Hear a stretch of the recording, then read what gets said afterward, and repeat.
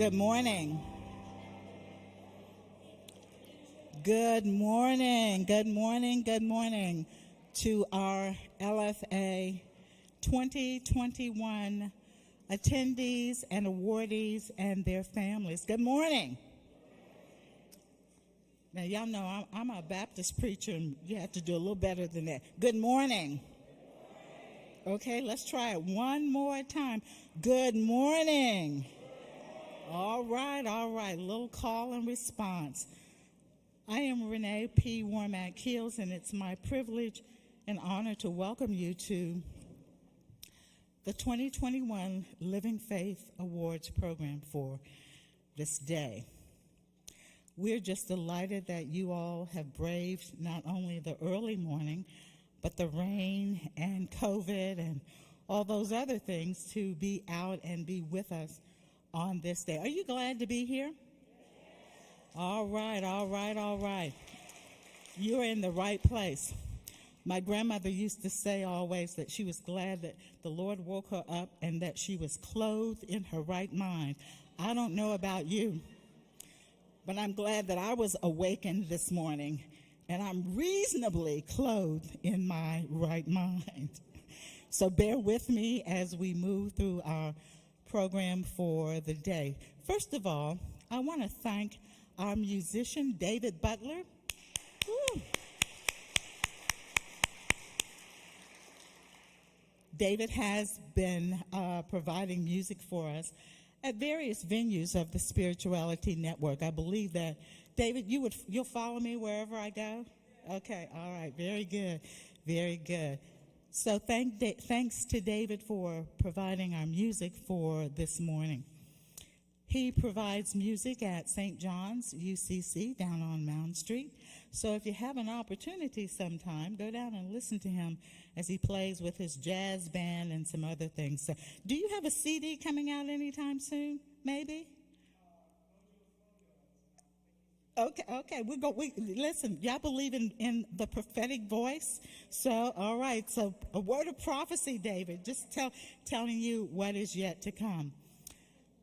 On behalf of the staff, volunteers, and the board of directors of the Spirituality Network and our friends of the Metropolitan Area Church Council, I'm pleased to welcome you to the 30th Annual Living Faith Awards ceremony. This event was hosted by the Metropolitan Area Church Council back in 1992. It's hard sometimes to believe that we're in the 2000 and something when I think back to 1990 anything. And they invited the Spirituality Network back in 2013 to take on the Living Faith Awards ceremony. So that's 8 years that we've been doing this, and we're delighted that they have trusted us to carry this idea forward. After our invocation, we will have you dismissed by tables to go over and pick up your box lunch. There are a variety of choices over there, and I think we'll have someone over there who will be able to help you figure all of that out. So in the meantime, it's my privilege, honor to welcome the Reverend Dr. Jack Sullivan, who is the Executive Director of the Ohio Council of Churches, to come forward and give us our invocation. Jack?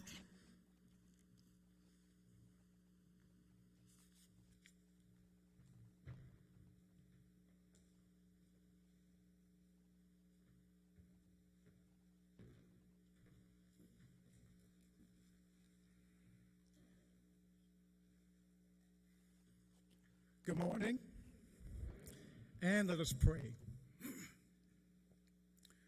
O living, loving, and liberating God,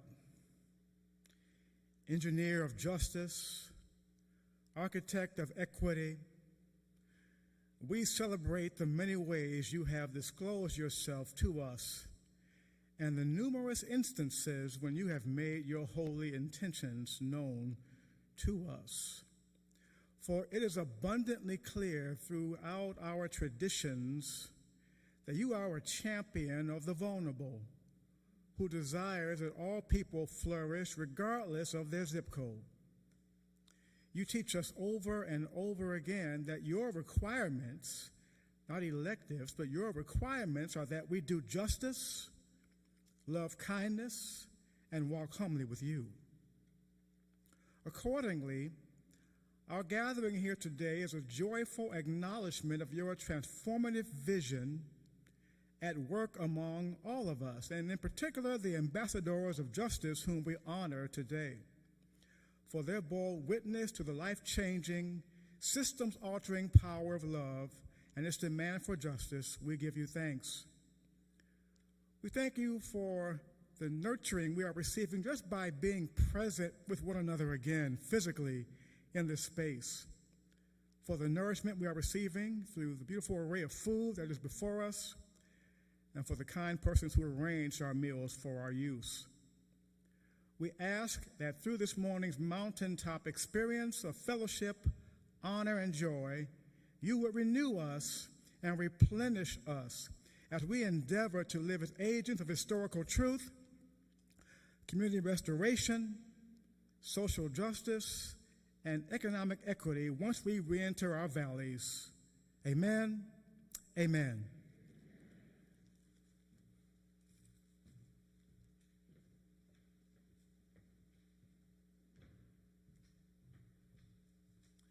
Thank you, Jack.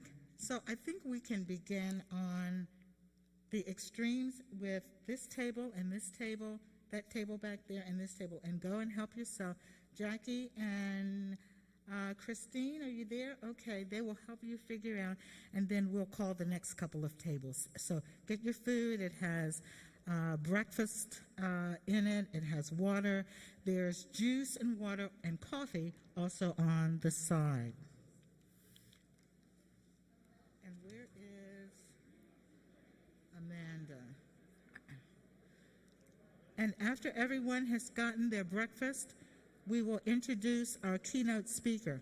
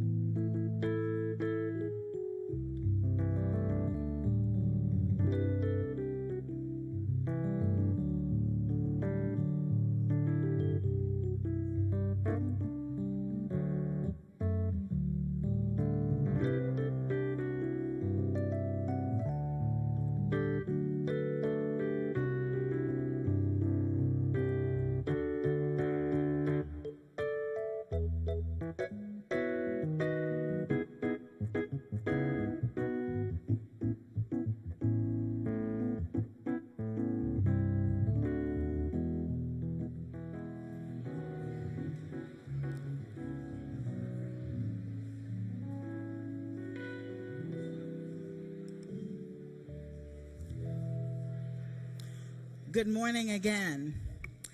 I hope that you are enjoying your breakfast from Panera's. We thought this was a good way to provide our meal with social distancing and have individual boxes. So hope you're enjoying that. And at this time, I want to do a couple of things. I want to acknowledge the planning committee for this year's LFA event. Jackie Dean, where are you? She's over there, Jackie Dean. She has been my partner in crime, and I've said if anything goes well, blame Jackie. If anything goes wrong, blame me. Okay. And I also want to thank Bobby Carrington, who is not here. Dick Dawson, where are you? There's Dick. Hey, Dick, he's on our board. Catherine Murphy, I saw you floating around. Catherine, where are you? Okay. Catherine has been providing the floral arrangements for the centerpieces for the last, I won't say how many years, but we're so grateful for her gift. Lisa Polchak is not here, but she sends her greetings. She's feeling a little under the weather. And Christine Heister, where are you, Christine? There you are. Thanks to Christine. They have been invaluable in helping us to pull this off. I won't say it's been easy, but it's been fun. Is that right, Jackie? We've had fun, and we're still talking to one another. I hope that you will pay attention to the bulletin and those ads that are there. We've had a number of supporters through the years, and we're grateful for the ad support.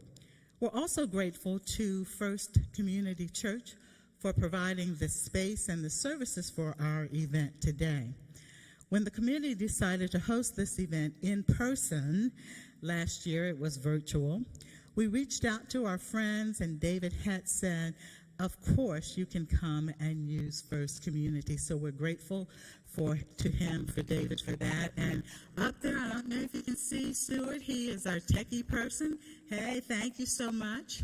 Thanks. And thanks to Rob Fisher and Pam, who is the facilities manager here. We could not have pulled this off without them. So we are so grateful. It now gives me great pleasure to introduce to some and present to others my colleague in crime, Amanda Cushing. Amanda, we're the network because Joy left us in July, so it's me and Amanda and me. We're the ones, and it's soon going to be Amanda. Woohoo! All right. So, Amanda, would you come and introduce our keynote speaker? She is filling in for Dr. Tajay Beulah, who had a death in her family and couldn't be with us. But, Amanda, we call on you for everything, don't we? She's a trusty soul. We thank you for that. Come on.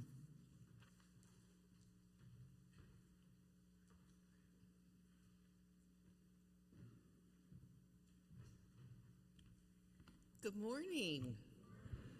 This might be the first Living Faith Awards breakfast where this is my only task, so I'm pleased to be a participant and an attendee today, and also really delighted to introduce our keynote speaker.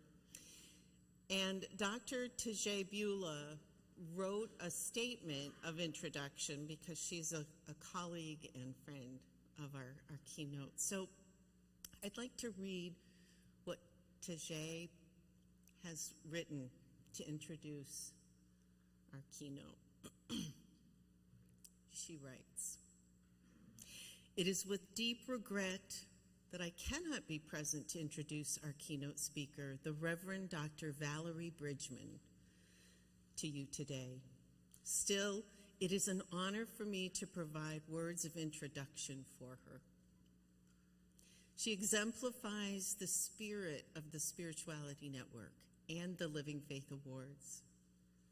Dr. Bridgman is a multi-faith person who values acceptance and inclusion.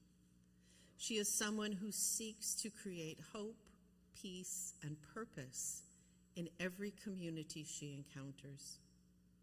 Further, she is someone who inspires others to live out their faith and sense of call in their everyday lives. She has personally helped me, Dr. Beulah, to live out my faith in God and in myself as I have navigated my professional career as a seminary professor and a spiritual director. She has been a devoted mentor, colleague, and friend. I am confident that her words will inspire you and encourage both the recipients of the awards and those who have come to celebrate them. Please welcome now Dr. Valerie Bridgman. Thank you.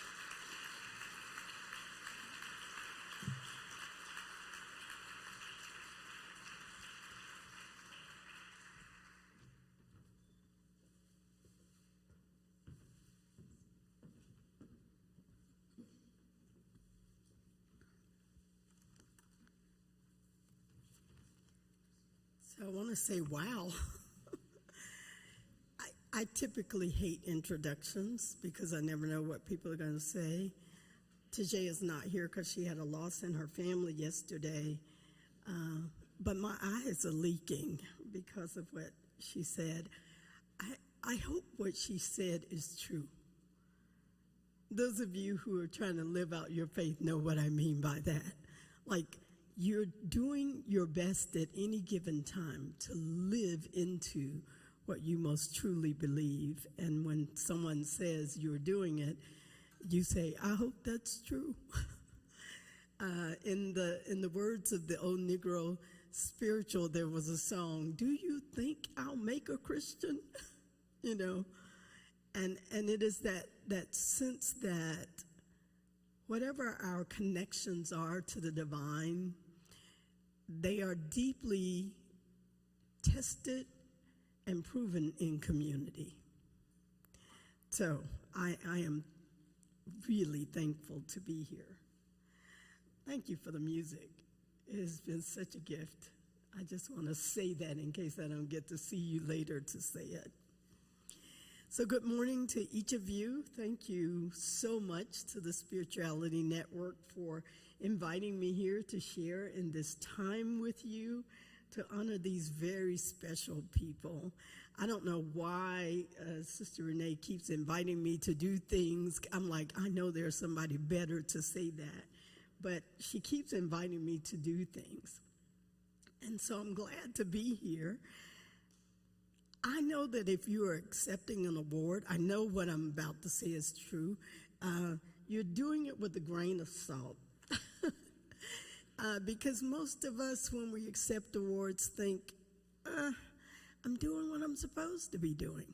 I'm doing what I'm called to do. I'm glad you noticed that, but so you do it with a grain of salt. But I would say you do it with a grain of salt because you are the salt of the earth.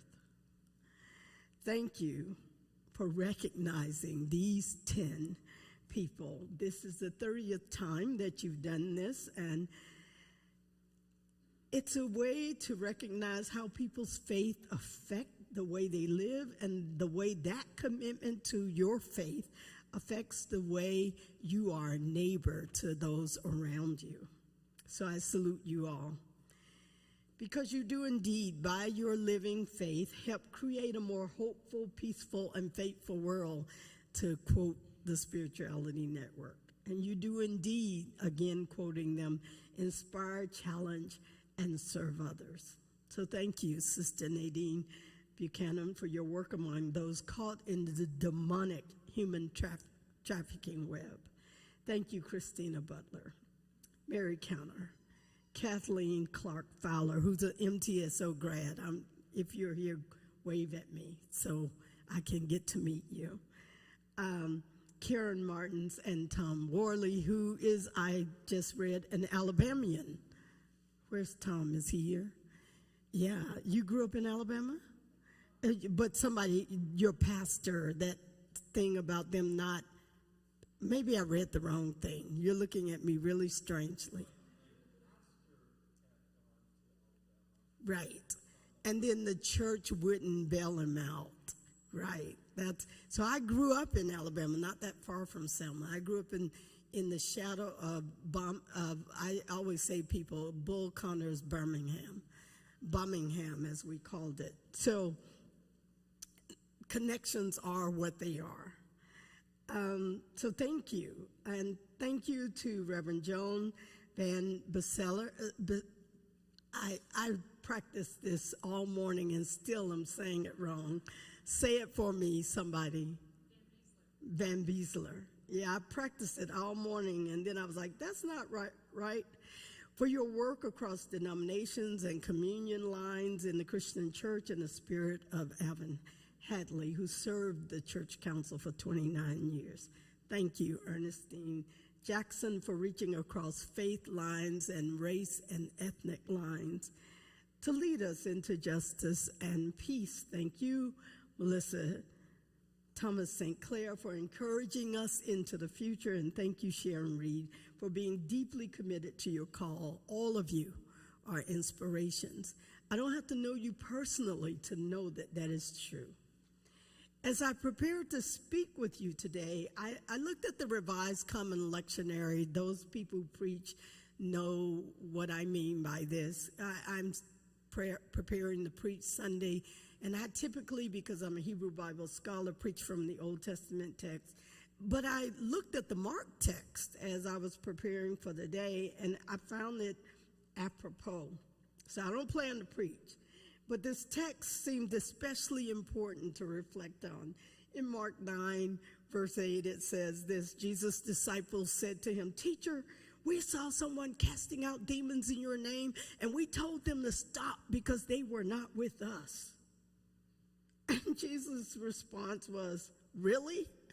Okay, that's my translation. It's like, don't stop them. No one who does a deed of power in my name will be able soon to speak evil of me. Whoever is not against us is for us. Whoever is not against us is for us. I love that answer for a lot of reasons, but as a Christian, I love it because I grew up in a conservative communion, and this is not pejorative. That's just a description of the church that I grew up in, that really thought, my dad, who was a preacher, used to say, there are too many people who think only thee and me are saved, and sometimes I worry about thee. So I grew up kind of in that milieu, and we really thought growing up that only the church we grew up in, the communion we grew up in, counted. We looked askance at other people who were Christians. We were not really convinced that Lutherans were Christians, and we certainly weren't convinced that Catholics were. So, the gift of these awards and this time is to remind us that this work of, as my Jewish friends call repairing the world, tikkun olam, is an all-hands-on-deck kind of work. And so whoever is not against us is for us. When I lived in Austin and later in Memphis, I was a member of a Reformed Jewish temple.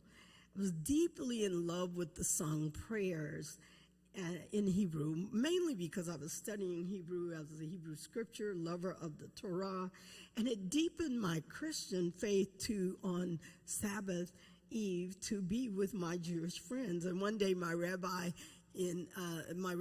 daughter in Memphis looked at me. She was 6 at the time, and she said, "Are you a Jew?"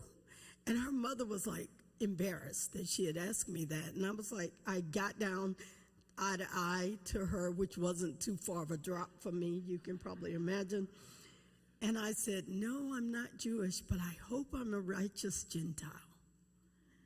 Right? In the Jewish tradition, those of us who are non-Jews but who work to repair the world are thought of as righteous Gentiles. So she hugged me and smiled, and she said, "Yes, you are a righteous Gentile." I hope for you that you are a righteous Gentile if you're not Jewish, and that you are doing your best to live your faith in such a way that it in fact heals the world. When I was in Memphis and I joined the temple, I was also an associate pastor at a local church and later a pastor at a United Methodist church in a small, benighted community. But I was also there, the regular substitute preacher at the UU Church, Unitarian Universalist Church. So growing up, as I did in this very conservative church, I had never imagined that my own Christian faith would deepen so much so that I could serve and be in relationship alongside people with different faiths and Christians from different communions. But Mark's word for Jesus really began to work on me even back then. Whoever is not against us is for us. And I hope that it will continue to do that. I found a book recently, 2 years ago, written by Barbara Brown Taylor that really continued to deepen my faith and my commitment to growing in grace, in justice, and in relationship with those around me. And I recommend this book to you if you've never read it. It's called Holy Envy, Finding God in the Faith of Others. You heard of this book? Anybody? I really recommend it. It solidified for me that I was living my activist faith correctly, because it is a faith that is informed in relationship with people whose experience of God and of the world is different from mine, but whose lives are also committed to the casting out of the demonic that seeks to destroy this world, whether that demonic is human trafficking, abject poverty, virulent diseases, overwhelming violence, houselessness, and more. None of those things are individual problems. They are communal and, I believe, spiritual problems. And all of them are capable of being resolved.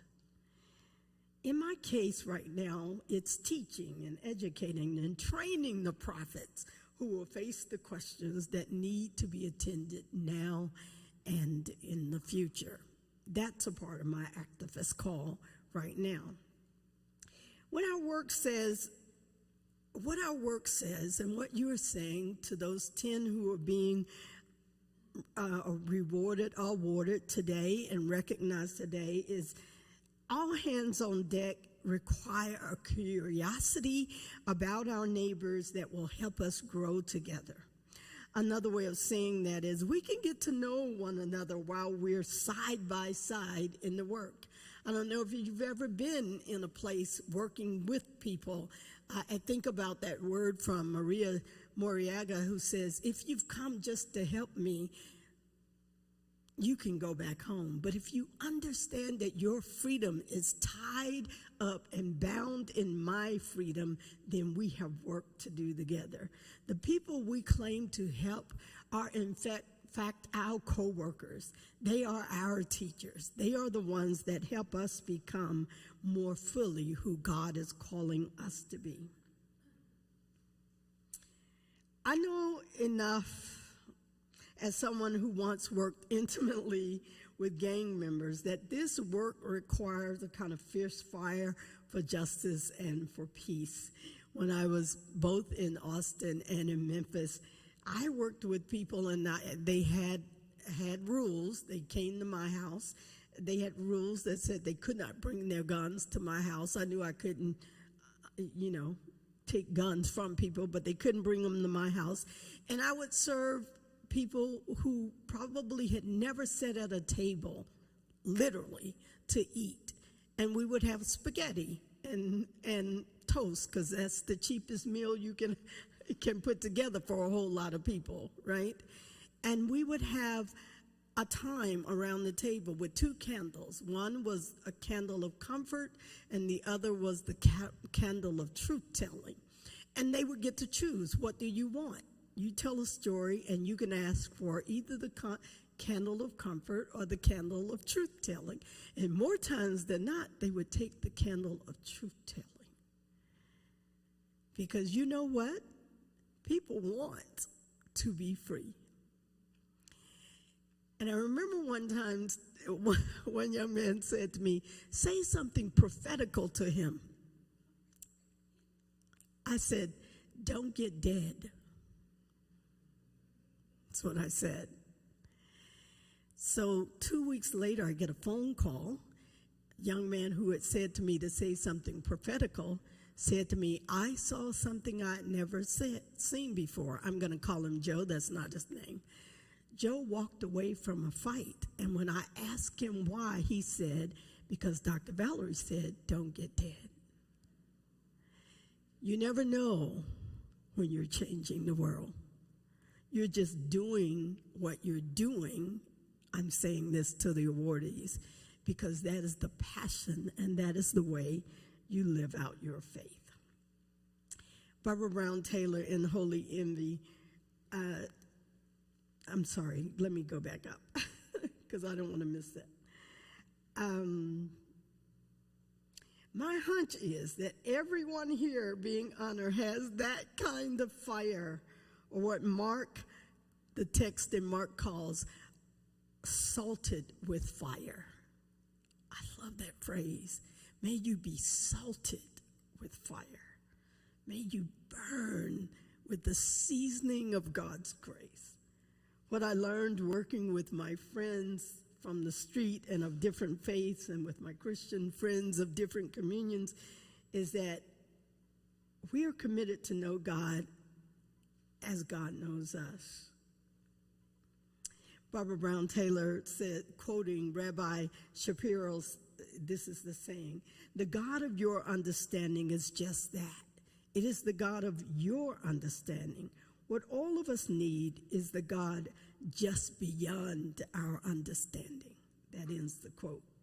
My hunch is, and again, it's just a quote, a hunch, that those of you who are being honored here today have done your work bathed in prayer, in meditation, in hope, and in community, and found yourselves more times than not beyond your human understanding of God, doing the most outrageous things to those looking along and thinking, people looking on may think, what courage, what crazy, what might. And you are thinking, I am just following what God has asked me to do. You have said yes to some things that seemed unreasonable to people around you. You've worked in places and with people that others would reject because you understand that healing the world is an all-hands-on-deck work. I'll go back to my gang members in Memphis. I remember a group of men asked me to come speak to them about my, quote, work with gangs. But what you have to understand is I literally was not setting out to work with gangs. I opened my house to hospitality. It turns out that the kids that were bringing kids to my house were bringing gang members to my house. And I thought to myself, looking around my house, well, there's nothing in here they could steal that can't be replaced. So there you have it. And my house was the safest house in the neighborhood because the gang members watched it. But one of the men said to me, how do you let those vermin in your house? To which I said, if you think of people not as people, but as vermin, you will never see the image of God and the face of God in them. No matter what work we are doing and how we're doing it, it is the face of God. The Buddhists say, treat everyone as if you're meeting the divine. This is the work that we have come to honor today. People who have found the divine in other people, in your all hands on deck work. Working with and among people who are different from you religiously requires, as Barbara Brown Taylor says, a willingness to enter another religious world and to engage those who live there. It helps to be invited, she says, and to assume that the people who invited you are people of goodwill. I am not, I'm not Lutheran, and I'm not Reformed enough to believe in depraved humanity, although these last few years have really tested that theology, I confess. But I do understand what Mother Teresa was saying when she said, people can be mean and you still have to help them. People can be just nasty, she said, and you still have to help them. And so this work, not everybody's of goodwill, but enough of us are of goodwill that we do this work together. I imagine that praying with the sisters of your order, Sister Nadine, helps you to work with people from other communions because you know the goodwill they bring into the world, and that you enter that world fully aware of your own spirituality and faith while honoring the humanity and insight of others. In the Markan text, we are encouraged not to lose our saltiness. It says it this way, have salt in yourselves and be at peace with one another. Have salt in yourselves. Think about that. It connotes that you might resalt yourself regularly. For me, that comes with tears that are salty and remind me that I am connected to a larger world. I salt my prayers with my tears. I salt my life with my tears for the world, in great hopes that the God I love and serve loves this world way more than I do. And therefore I seek to be at peace with myself first and then with everyone else. This is the call, I believe, that the Spirituality Network has called us to and that these awards point to. May you be blessed.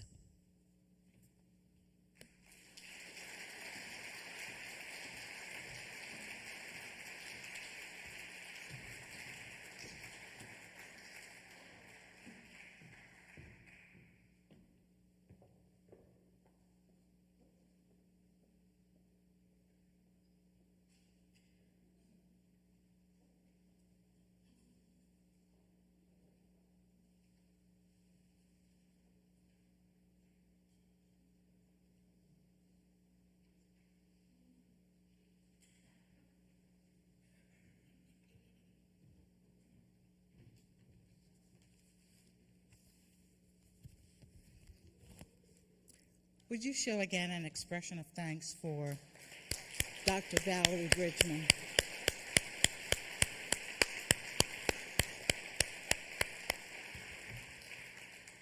I've often said that when I grow up, Dr. Valerie, I want to be a Hebrew scholar.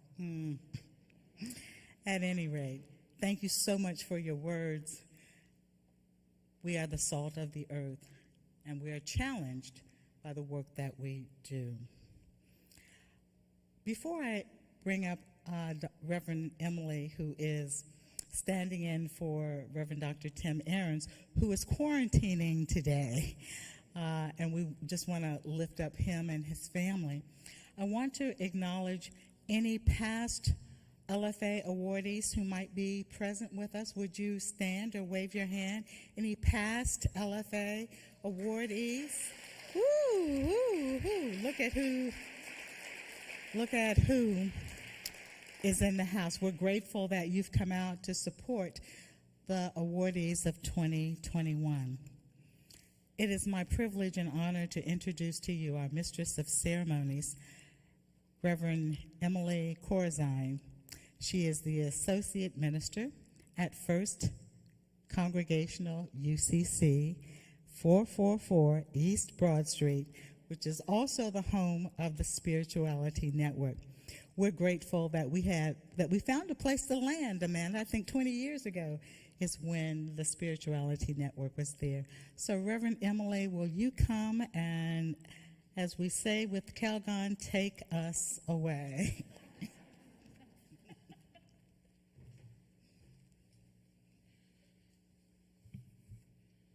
Thank you and good morning. It's wonderful to be with you all this morning. I've had experience with the Spirituality Network and being one in spiritual direction for over 15 years, and Amanda was the person who helped me connect to someone here in the greater Columbus area, but also was part of the Metropolitan Area Church Council directly out of seminary as the Presbyterian nominee for the nominating committee to serve in the ecumenical community. So I'm aware of and been to many of these breakfasts. It's great to be with you this morning. Now we are going to present, that's important, present the awards to our honored guests, and we thank them for their witness of faith in our community. They will be receiving a plaque created from recycled wine bottles. You can see them over there to my right. They are made by the Weisenbach Recycled Products here in Columbus, Ohio. The Living Faith Awards is awarded to the Living Faith Award is awarded to laypersons who exemplify dynamic faith in their lives, who create a more hopeful, peaceful, and faithful world. Each awardee has been nominated from their communities, and none of them have sought out this recognition. There are 4 special awards presented, and the first is the Hope for Today Award, now presented to Sharon Reed.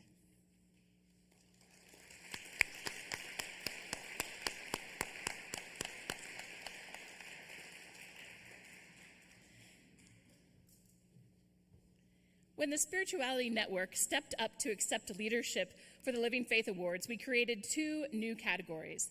The first award, called Hope for Today, reflects the mission and vision of the Spirituality Network, which supports the contemplative approach to the spiritual life. Sharon Reed, we are delighted to honor you with this Hope for Today award. Sharon has been affiliated with the Spirituality Network since 1988, but her spiritual direction focus began when she completed the Shalem Institute's Spiritual Guidance Program in 1992.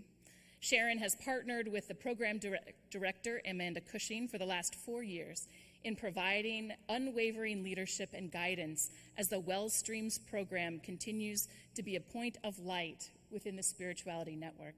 Please welcome Hope for Today awardee, Sharon Reed.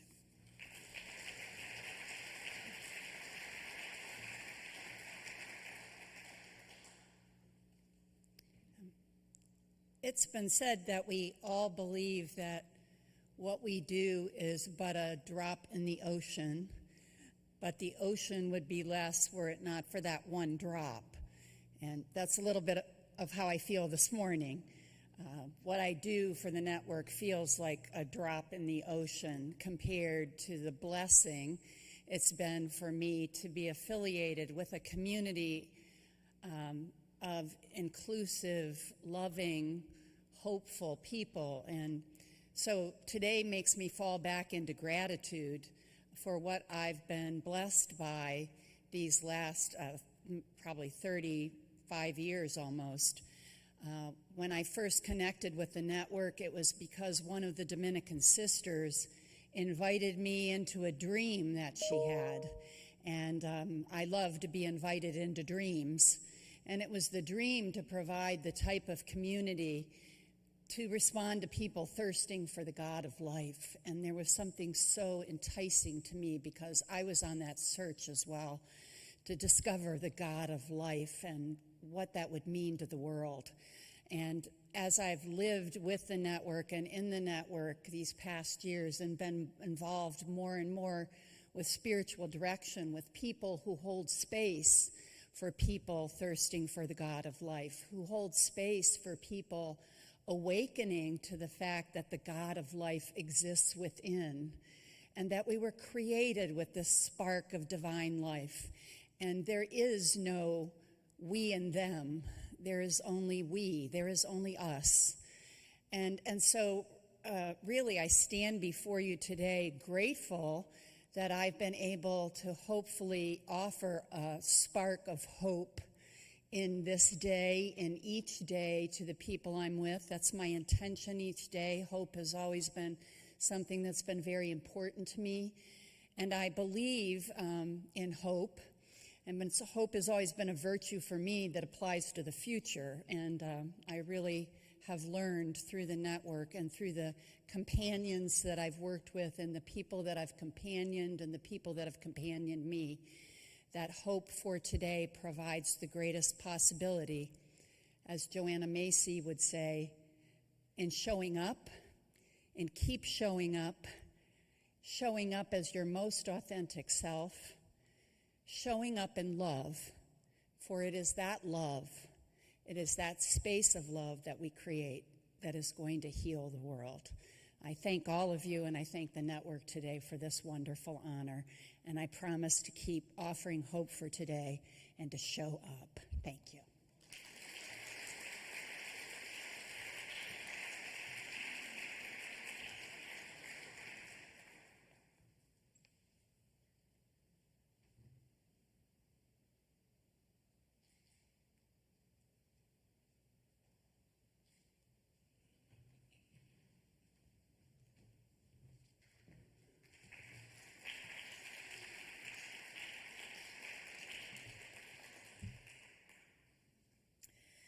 To continue, our first Living Faith Award recipient is Sister Nadine Buchanan. And accepting this award on her behalf is Bev Orazone.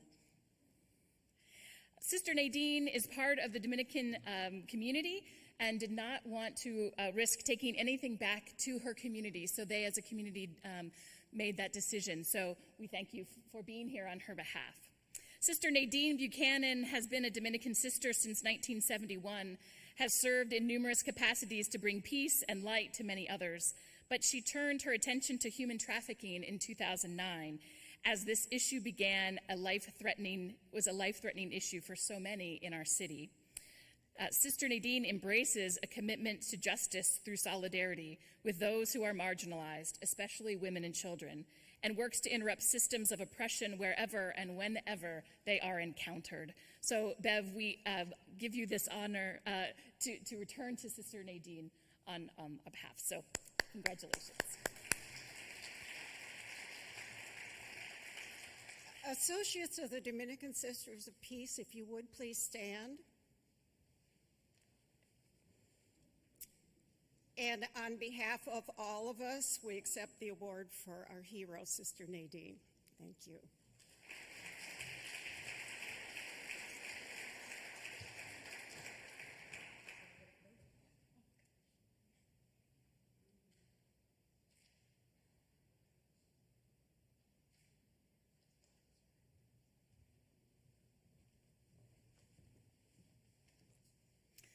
Our next Living Faith awardee, Christina Mary, known by many as Tina Butler.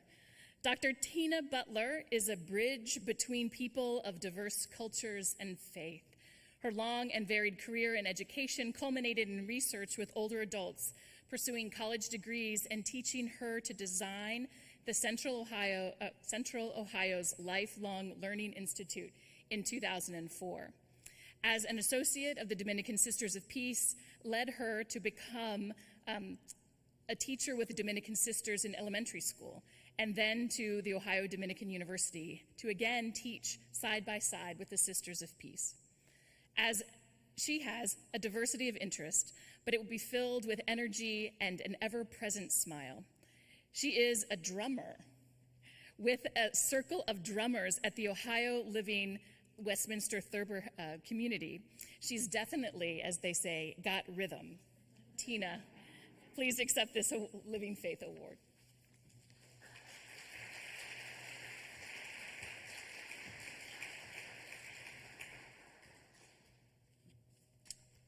Thank you very much. I want to start out with a few words of thanks and then tell you a little story. First of all, I want to acknowledge my graciously persistent nominator. That would be Catherine Loveland, who's sitting at the back table. And certainly I want to thank the LFA committee for this lovely event today. I have to thank my husband, Roger Butler, who is my best friend and has been my encourager for over 52 years now. And also thanks to the Ohio Living Westminster Thurber community for their support in many different ways. I acknowledge all of you sitting here who have gone before me as recipients of this award, people I've long admired for their deep and usually long-term commitment to a particular cause or a mission. In fact, when I received the letter from Dr. Renee announcing this award, I called her right away to confess to being uncomfortable with the honor, not to deny the fact that I've made contributions, but because my pattern of service has involved a series of deep commitments, each lasting a relatively short time. Sometimes over the years, I have described myself as an itinerant Dominican, which is legitimate since I've been a Dominican associate for 18 years. Sometimes I have referred to myself as a flibbertigibbet, clearly a negative self-description of this need to frequently explore new avenues of service or seek new challenges. In that phone call to the network office, the wise Dr. Renee set me straight in 5 seconds or less. So I decided to share with you what I learned that day. Without even thinking about it, she responded to my statement of discomfort with, "You're a multi-potentialite. That's all there is to it." I'm looking at my phone. I'm a what? A multi-potentialite, she says. Well, that sounds a lot better than a flibbertigibbet, so I decided to explore that. She told me to look for a certain YouTube video that would explain it. So I watched every video on YouTube I could find on the topic, and in true multi-potentialite form, I got a book about it and read the whole thing in one sitting. We multi-potentialites with a wide variety of interests, frequent job changes, and often frequent return to schooling are often asked the insulting question in our 30s, 40s, 50s, and sometimes even 60s, what do you want to be when you grow up? We are generalists in a world of specialists. We have fallen prey to the cultural myth that there is one true calling. And when that doesn't work for those of us with a different sort of brain, we question the variety of potentials that God has given us and the sort of innate need to act upon them. Even though I'd like to say more about this, time is short, so I will thank Dr. Renee for setting me straight, making me not only comfortable, but downright proud to accept this LFA award on behalf of all the multi-potentialites who may be sitting here, now they know what they're called, and everywhere, who may not yet recognize and embrace the wonderful gift God has given them. Thank you very much for being here and for listening.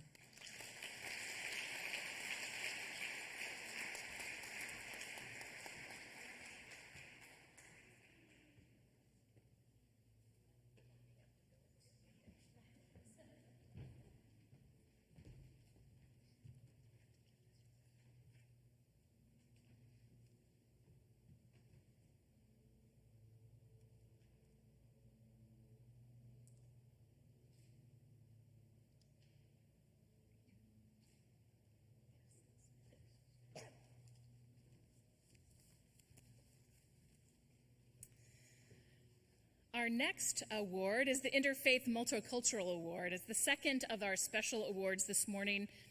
It was created by the Metropolitan Area Church Council in 2004 to honor an individual who creates bridges of understanding and acceptance between diverse faiths while exemplifying the best of his or her own faith tradition. Today, this honor goes to Ernestine Jackson. Ms. Jackson.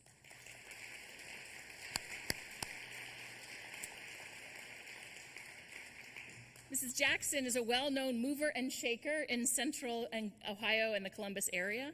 She served as the executive director of a community development corporation in Illinois, a historic organization in the South Bronx. Her background in banking is exceptional. Since 2006, Mrs. Jackson has led the Central Ohio AARP volunteer team as an advocate. She is a member of the Council of the Interfaith Association of Central Ohio. Please welcome Mrs. Jackson as she receives the Interfaith Multicultural Award for 2021.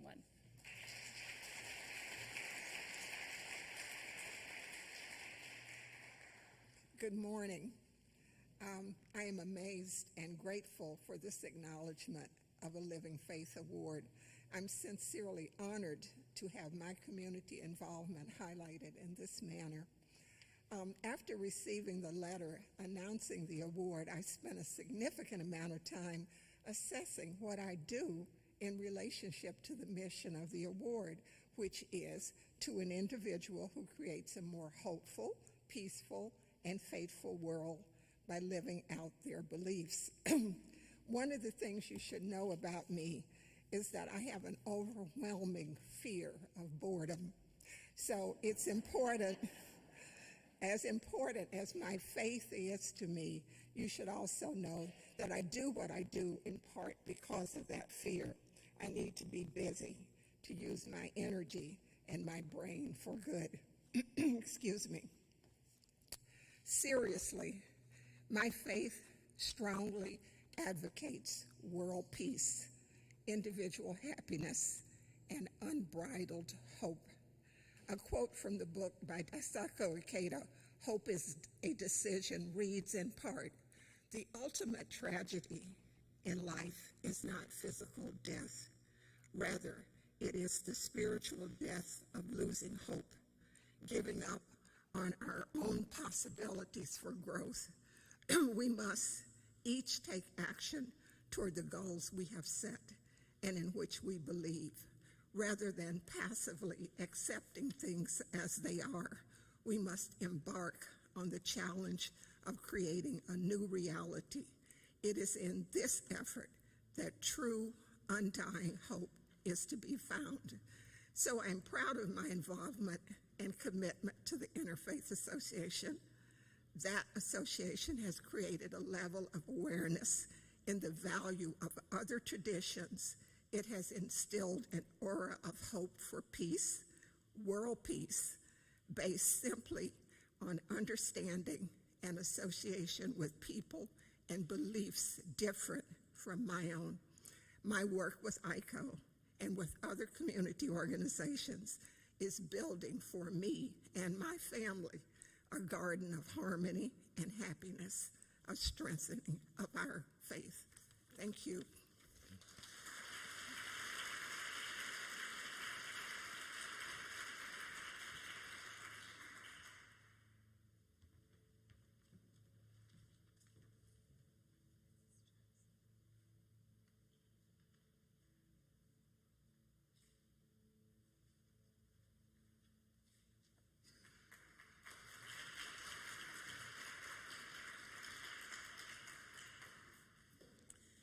The next Living Faith Award goes to someone who is near and dear to First Congregational Church, United Church of Christ, Mr. Tom Worley.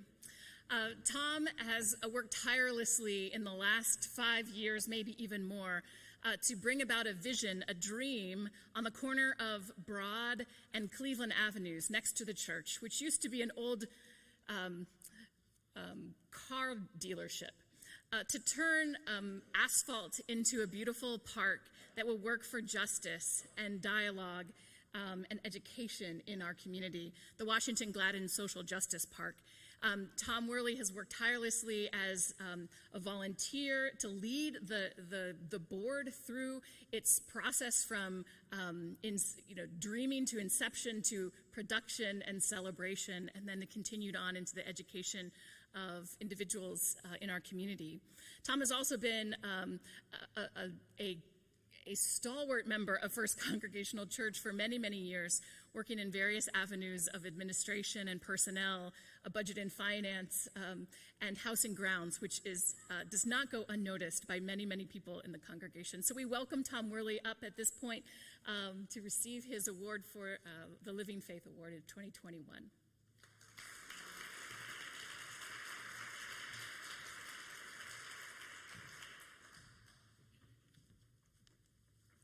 Well, good morning.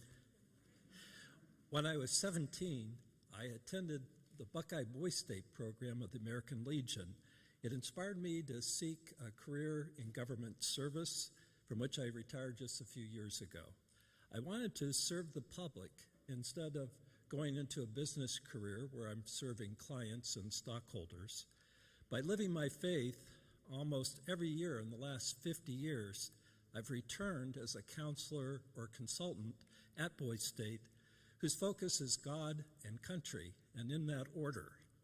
God needed me to give back to the program to make sure that it was there for others. When my hometown was devastated by a tornado, I headed back home to help. Driving at night, I did not recognize where I was until I was downtown. I had unknowingly passed 6 streets that were at one time my neighborhood. It was just unrecognizable. By living my faith, I raised funds here in Columbus, commuted on weekends to Newton Falls, and supported community efforts to build a new high school.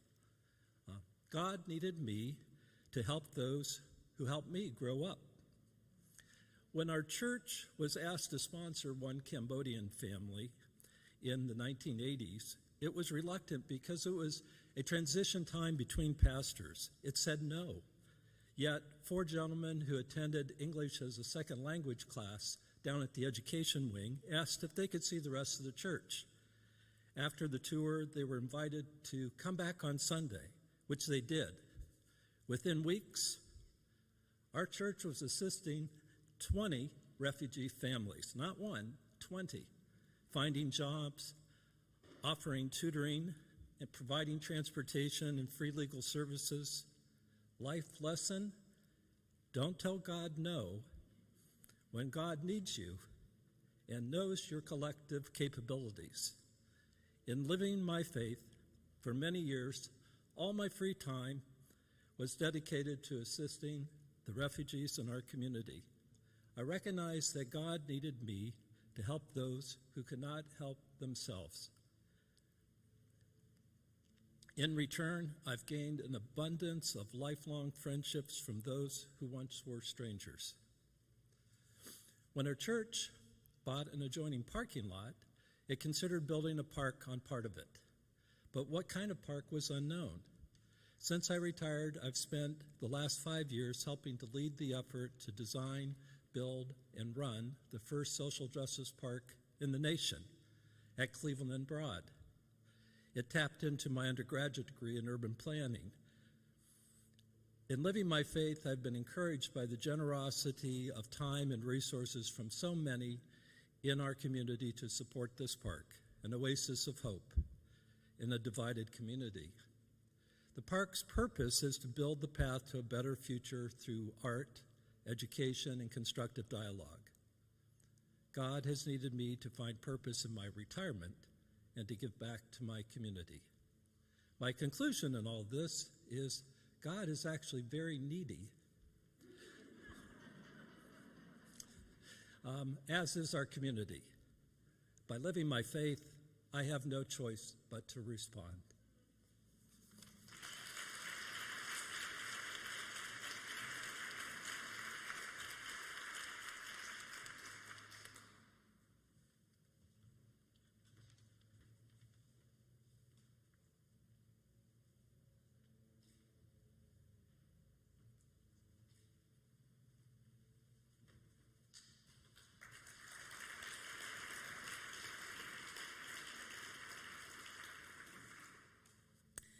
Our third special award this morning is called the Hope for Tomorrow Award, and I would ask Mrs. Joyce A. Thomas to come forward.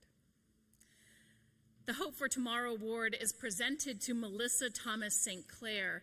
Melissa is unable to be with us this morning, but her mother will accept this award on her behalf. Melissa stands with a unique and special group of mothers and fathers and carries a pain that I hope none of you will ever carry. Her son, Anthony, was 22 years of age when a man senselessly took his life. As she shares in her bio, when Anthony was murdered, she instantly went into a community action and advocacy. She used her voice as a mother, but also as an educator, to launch Mothers of Murdered Columbus Children. Her faith and the loss of her child, fueled with the ongoing and senseless violence in the city of Columbus, has enabled her to advocate for a safe and violent-free city. Joyce, please accept this award on behalf.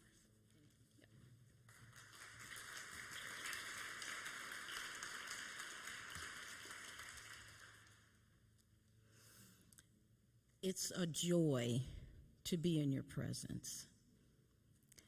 I'm honored to be here representing my daughter, and she's so sorry that she could not be here today.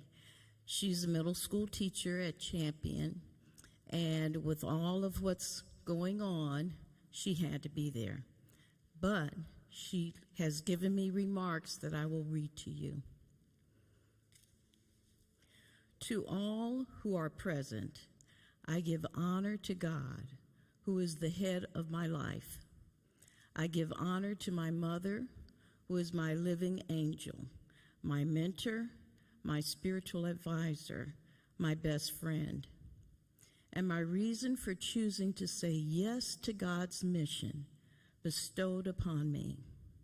I thank Miss Renee for entering into the mission of Mothers of Murdered Columbus Children early on, offering thought-provoking conversations and making 20 mothers handmade beautiful purses on Mother's Day. I thank my auntie friend Frazier, who has been in my life nearly all my life. I thank her for modeling who a righteous woman of God should be and how to remain vigilant towards his assignment on your life. I thank her for this nomination and accept this beautiful award with humility and grace. In 1991, I was a young teen who birthed a beautiful son, Anthony. To most in 1991, having a son at 16 was a tragedy. But I'm here to say Anthony saved my life. I was headed towards destruction, and God assigned him to me to ensure his work will be completed in 2020 and beyond. For 22 years, I've navigated living with my beautiful angel, Anthony. On April 29, 2013, God released Anthony from his assignment on me. He was murdered and in turn heard what we all desire. Well done, thy good and faithful servant. Anthony's death was his last mission. He needed to pass the way he did so that God could use his testimony to save a city. God knew in 2013 that I was ready to go to the next steps in life without him and continue on my road of obedience. Anthony accepted Christ 24 hours before he was murdered, which added another layer to God's mission. In 2019, God placed me in a cocoon to transform me into the soldier who only relied on him for his healing powers. I was hit by a drunk driver and left for dead. This was God's way to prepare me for the true spiritual war I was about to lead. The long suffering has a purpose. All of the years of restoration was to ensure I didn't quit on this assignment. Mothers of murdered Columbus children came upon my heart on August 12, 2020. Nothing I've done in this organization is of me. Every step has been ordained by God. I'm merely a vessel for his mighty hand to use. The passion he has ignited in me is fueled by my son's testimony. My job is to save souls. How cool is that? God is using me to help others through their long suffering. I'm honored to be a merciful carrier of his word. I conclude with this. Look deep into your pain and find the purpose. Say yes to God and allow your long suffering to be used to save others. Look at the pain as a blessing, and the days will not be dark. Take a deep look into how God can use you and simply be obedient. God will provide everything you need and more. Be blessed, and know that on behalf of all the mothers of my organization and we truly appreciate your honor. I'm so sorry I can't be with you all. I vow to continue with passion and purpose. Thank you, Melissa A. Thomas, Sinclair.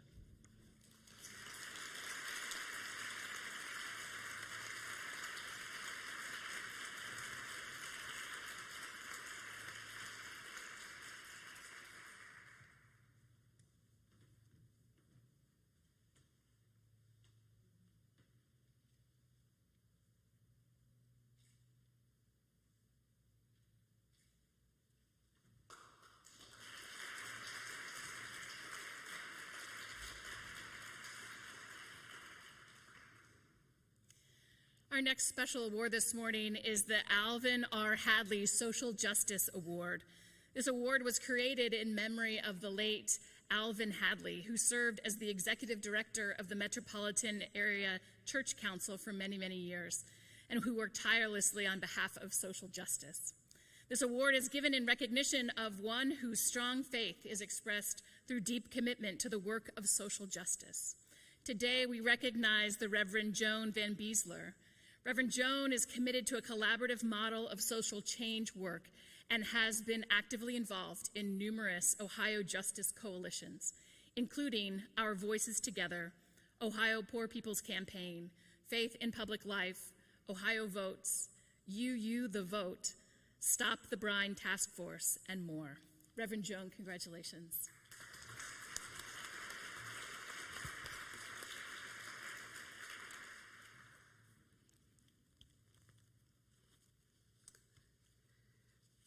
Okay, there we go. I'm also the director of UU Justice Ohio. That's how I make my money.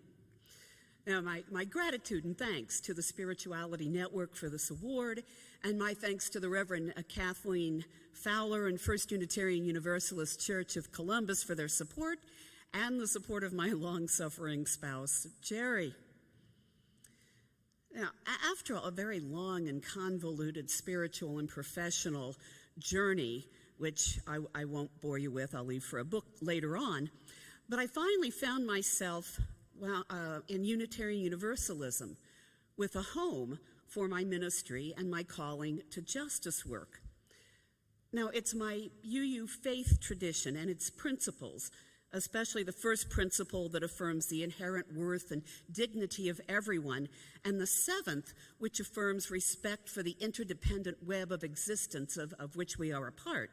It's these principles that supported a form of spiritual practice that I found uniquely meaningful. Because in my experience, I find that there are generally 4 forms of spiritual practice in American religion. There may be more, but I've found 4. The first is the practice of intellectual spirituality, which involves studying sacred texts and articulating theology. And the next is spiritual practice of the heart, which involves a kind of heartfelt worship and music and art. And the third is reflective and meditative spiritual practices. And then there's the fourth type, a spiritual practice of action, social justice action.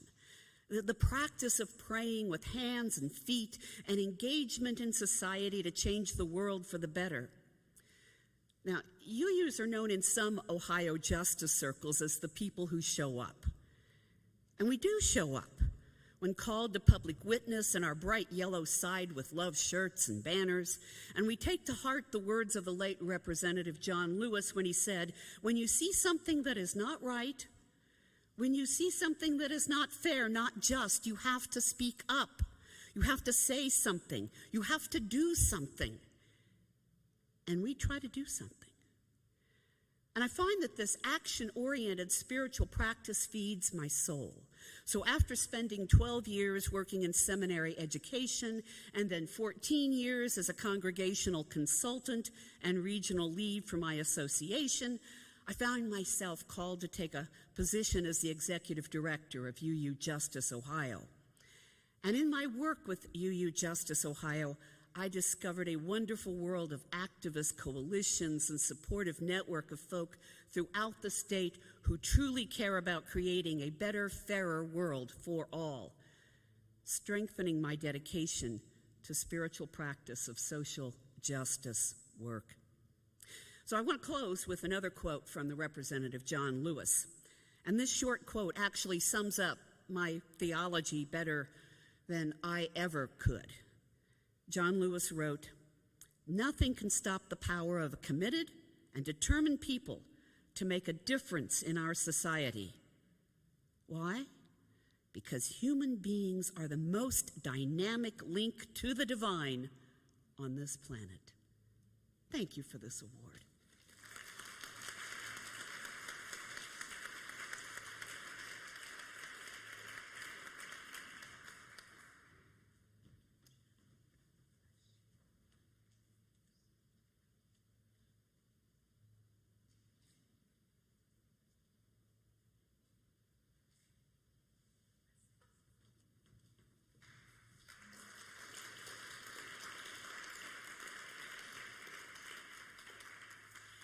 Our next Living Faith awardee is Kathleen Clark Fowler.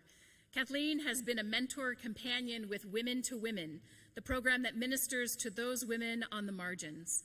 Women to Women was organized by Sisters Noreen Malone and Maxine Schonk 30 years ago and is providing continuity to women throughout Central Ohio at the YWCA, the Women's Shelter on Fifth Avenue, and St. Philip's, and numerous other places in the community.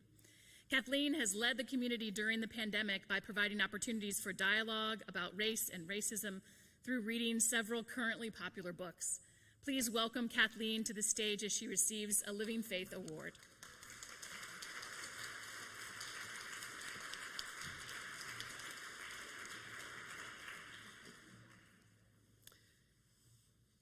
Good morning, everyone. I want to thank the Spirituality Network and those who nominated me for this award, even though I tried my hardest to talk her out of submitting it. But she set me straight, as someone already said. So I have been involved with Women to Women through this, which is a ministry of the Spirituality Network, for over 10 years, and serving on the board and also as a companion. And our goal in Women to Women, our reason to exist, is we come together to share our stories, to hear ourselves say our stories, to be heard, and equally as important, to listen. So my gratitude to Sister Noreen Malone and Sister Pat Peter and Sister Maxine Shonk, who were very instrumental in starting this, and Noreen is the founder. My gratitude for them, and I wish Max and Noreen could be here today, but they can't. So over the 10 years, I truly believe that I've gotten far more out of attending those meetings and sharing than I have been given. And I'm guessing that many, many, many women have felt the same way as I have. And I would also like to thank Linda Bryant, who couldn't be here today, but she's been mentoring me for quite a number of years in Women to Women. And the pandemic, of course, made us stop our meetings, our in-person meetings. And Reverend Dr. Renee Ormack-Keels, Executive Director of the network, suggested that I open up a Zoom account in order to be able to reach all these women to offer our circles virtually. And I really do want to thank you, Dr. Renee, for your leadership in this effort, because we're still meeting monthly. We're still coming together and sharing our stories, and it's been a very, very worthwhile effort for all of us to share the love and to bridge the loneliness that the pandemic has brought us, just to remain connected. And later in this pandemic, Renee invited me to facilitate another kind of women's group through the Spirituality Network, and this one based on anti-racism learning. From that encouragement, I began offering twice monthly virtual gatherings where we discuss readings and books that focus on learning how to be an anti-racist, learning about unconscious bias, and in short, learning what we never learned in school about the history of racism.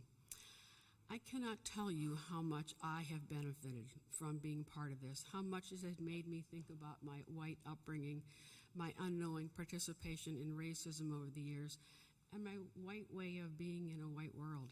I've learned much. We have been engaging with several different books: White Fragility, Stamped, Racism, Anti-Racism, and You. And our current book is Isabel Wilkerson's Caste, The Origins of Our Discontent. And who knows what our next book will be. And I also want to encourage any women. We are always open to women being in this book discussion. And I want to acknowledge the three women who have helped co-facilitate this with me: Reverend Linda Smith, Pat Hurley-Snyder, and Donna Odessa. So these books, we read these books rather slowly, which gives us time to delve into the richness of what each author presents. I am so amazed at the humility that the women bring to our discussions and our willingness to admit what we never knew about racism, how we were so ignorant of our ways of being in the world, how we have participated in it without understanding, and how much regret we express about this, and how much we want to change.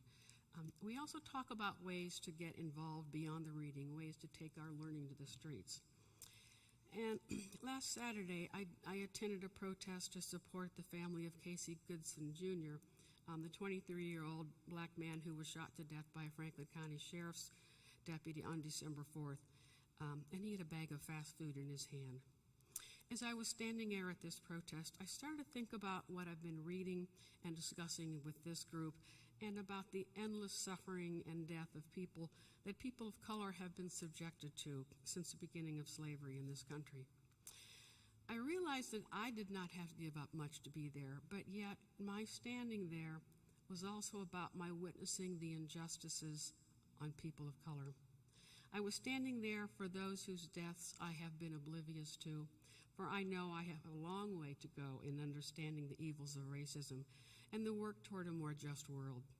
I was standing for my hope that the dignity of all will come to be, and I was also standing to witness the work that I need to do that the world needs to do.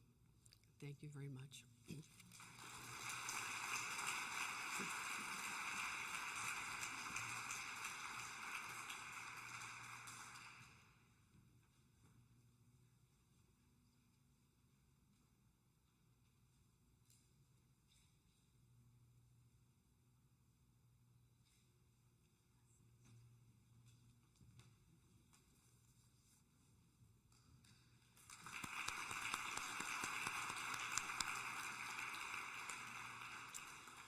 Our next Living Faith Award recipient is Mary Counter. She got started in justice ministry when her best friend was hired as the first director of the Faith Housing Center in Toledo. Mary was raising her son, Christopher, and as she was doing that, she'd been an advocate for those facing eviction, sang in the choir, taught Sunday school and confirmation classes, making her a very busy mother, but firmly centered on being an inspiration to those whose lives she has touched.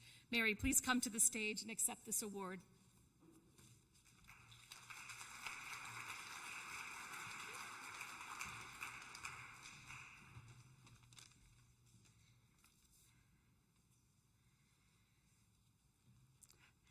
I want to thank the Spirituality Network and all of those who were involved in considering the nominations and somehow picking me, a potentialite, because I've been told that when I first stood up in my crib in my parents' room, I said, "What's that?" and pointed repeatedly at everything I could see, asking, "What's that?"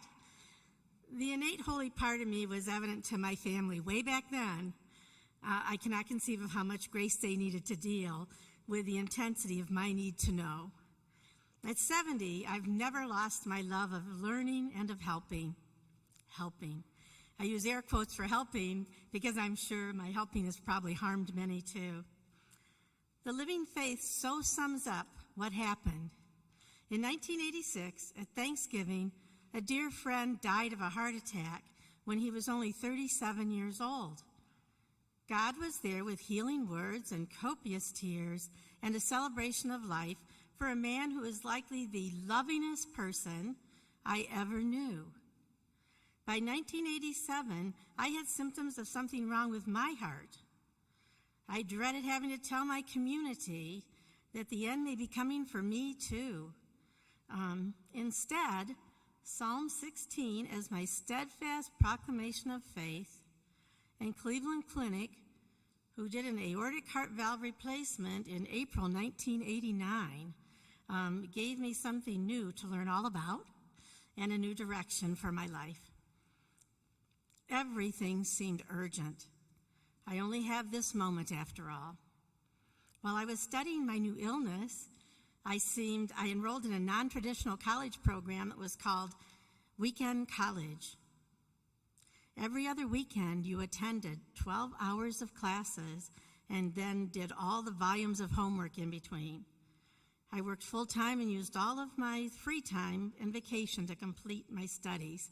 At 42 years old, I finally got the College Bachelor of Arts that I'd longed for. I'm alive because of God's grace.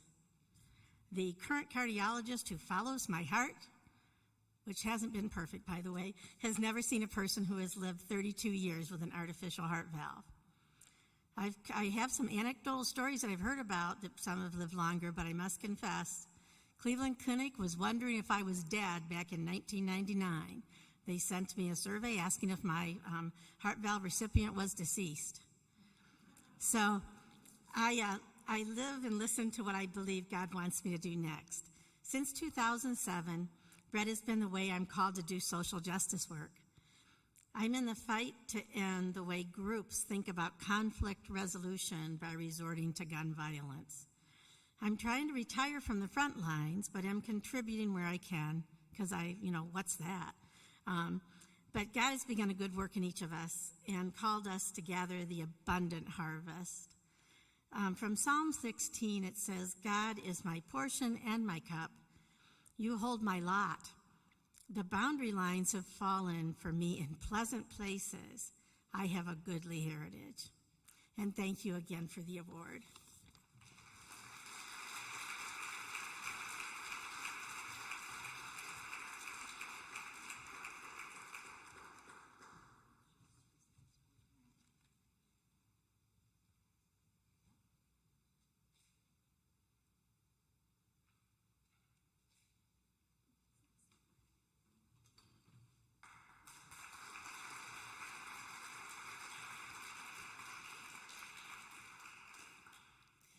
Our next Living Faith awardee is Karen Martens. Karen Martens has lived in Columbus since 1965, graduating from The Ohio State University in nursing education. She retired from her career as a nursing professor at Capital University, but has remained busy with her two passionate areas of social justice and justice for the environment. Karen has been active with Bread, along with coordinating the Justice Ministry of St. Thomas More Newman Center. Karen has supported women survivors of war and conflict in the Women to Women international community. Please join me in welcoming Karen as she receives her Living Faith Award.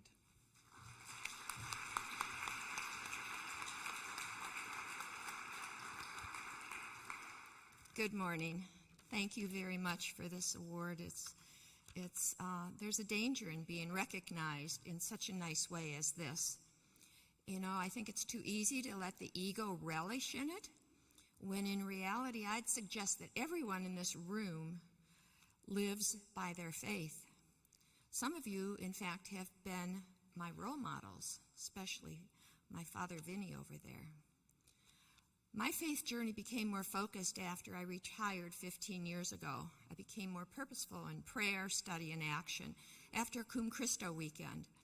Also becoming a Dominican associate also just reinforced those practices in my faith journey.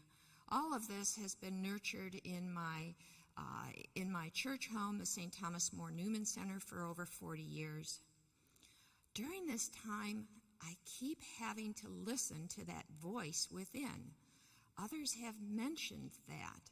You know, it just doesn't shut up.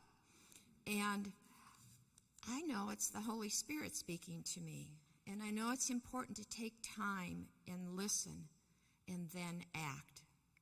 For me, faith without action is an empty faith. In addition to my family, the two areas that I've been passionate about are social justice and environmental justice. Of course, those are all interrelated. It's been my pleasure to encourage people to work for social justice through the local Bread organization. I just don't get it why everyone doesn't do it. You know, it's just such a wonderful organization. How powerful it is to meet and work with people throughout the city in many different faiths, different congregations, to build power to make important changes in our city. And we've gotten some important things done. Also, seeing God in nature shows me how everything's connected. My husband can tell you that I'm never happier than when I'm in my garden, playing in the dirt, pulling weeds, finding little things that others wouldn't even notice. This is a small role through our own garden and my involvement with Columbus Wild Ones. I have had the opportunity to promote the use of native plants in landscapes, and gives me opportunities to share plants with others and to talk with people about plants. My daughter recently, when this happened on a walk, said to the woman I was talking with, she'll talk forever to you about this. Seeing God in nature shows me how everything is connected. These efforts only go so far, though. Mother Earth is in crisis. Why aren't we doing more? It's so frustrating to me. Change only happens when many people work together to push those in power to make changes. For example, single-use plastic is ubiquitous, and it's next to impossible to eliminate it in a household if you want to get rid of it. It's next to impossible. Much more is needed on a systems level, on policy level, to change how corporations and governments do these things. So, much can be accomplished when people work together. I know this. It's essential that we remember that what happens to one of us happens to all of us. It's not so much about what one person does, but rather what happens when many people work together. Thank you again.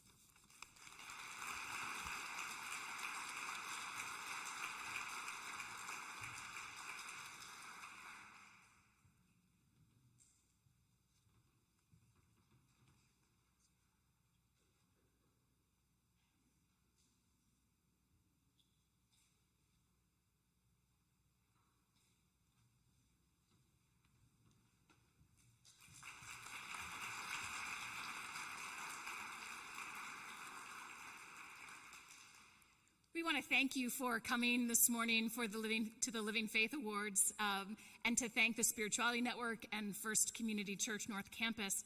We hope that you have connected with individuals you may not have seen for a while. We hope that you have found inspiration and encouragement in hearing about today's awardees. Perhaps you have found a challenge. How do you live your faith? Take the question with you as you go back out into your world. Look, listen, notice. Where do you find inspiration? Where are you an inspiration? Where are you curious about the things of the world that challenge you, and how will you challenge others? To conclude this morning, I would like to welcome back Reverend Renee to return to the stage to offer our benediction.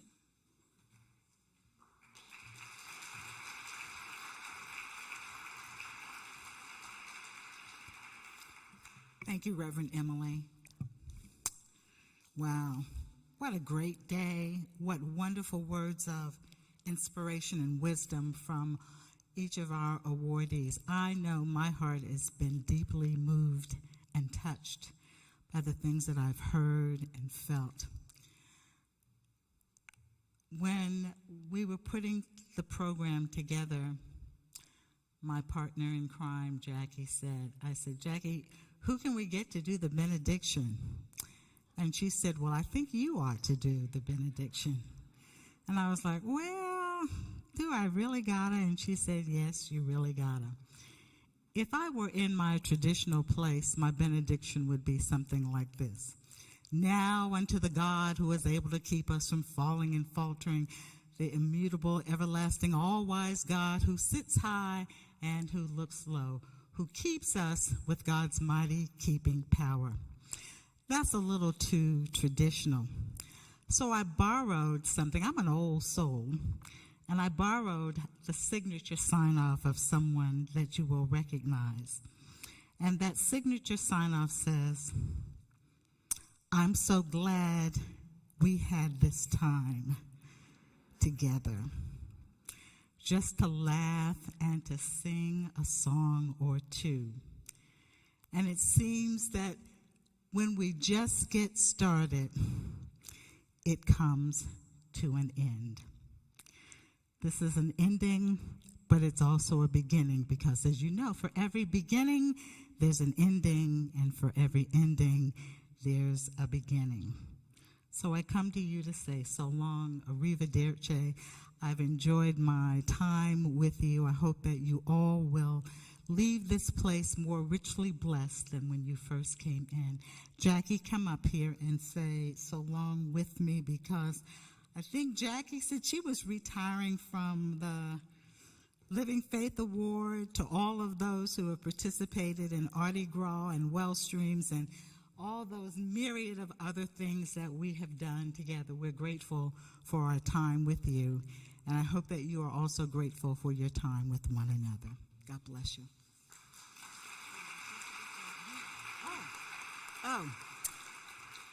We prepared for 100 and something.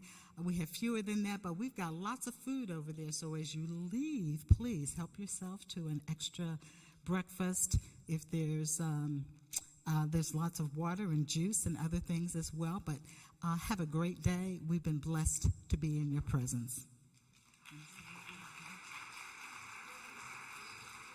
Well, before you go, I'm being forced to do this, but it has been my pleasure these last few years to be the facilitator. I refuse to allow myself to be called the chairperson, so I am the facilitator of the Living Faith Award, and I have worked with wonderful people. I have seen wonderful awardees. I have had an opportunity to have myself stretched in my own faith journey. And Reverend Valerie, you said something about being salted. I am salted today, and I thank you. And I thank you all. Have a good day, drive safely, and we will see you again.